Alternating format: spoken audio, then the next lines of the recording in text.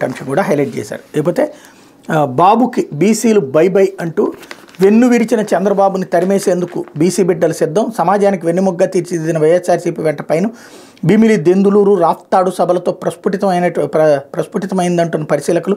BC గర్జన కంటే మెన్నగా మంచి చేస్తున్న సీఎం జగన్ రాజకీయ సామాజిక సాధికారత్వ బలహీన వర్గాలకు బలోపేతం.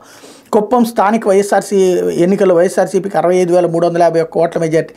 గత ఎన్నికల్లో 30,722 ఓట్ల ఆధిక్యతతో బయటపడ్డ బాబు బీసీల గడ్డలో మళ్లీ పోటీకి వెనుకంజే సురక్షిత స్థానం కోసం అన్వేషణ, సొంత సామాజిక వర్గం ప్రాబల్యం ఉండే ప్రాంతాలపై కన్నంటూ ఓవరాల్గా చంద్రబాబుకి బీసీలు బై బై చెప్పారని వీళ్ళే జడ్జిమెంట్ ఇచ్చేశారు. ఇది పేరే పైనే రాజశేఖర రెడ్డి ఫోటో వేసుకుంటారు కాబట్టినే అది వైఎస్ఆర్ కాంగ్రెస్ పార్టీ అధికారిక పత్రిక అయింది. కాకపోతే జర్నలిజం అప్పుడప్పుడు మేము న్యూట్రల్ అని చెప్పి జోకులు కూడా వేస్తూ ఉంటారు. ఇందులో బాబుకి బీసీలు బై బై అని ఎవరు చెప్పారు? రేపు పొద్దున ఎన్నికల్లో రిజల్ట్ వచ్చాక అప్పుడు తాము గెలిస్తే ఆ మొక్క అనడానికి ఒక అర్థం ఉంటుంది.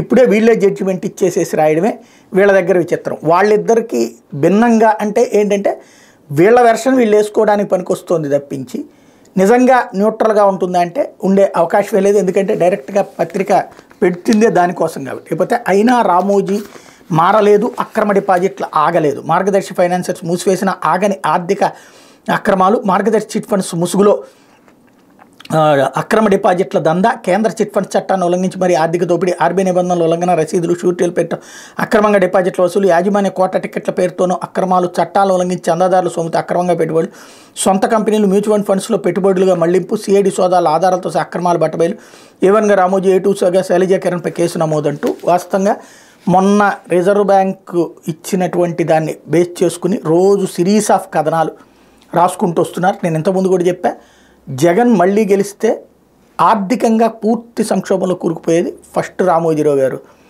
ఆయనకి అదే చంద్రబాబు గెలిస్తే ఆయన పూర్తిగా బయటపడేసేది కూడా చంద్రబాబు గారే. కాబట్టి ఏం జరుగుతుందన్నది చూడాలి. లేకపోతే యూజ్లెస్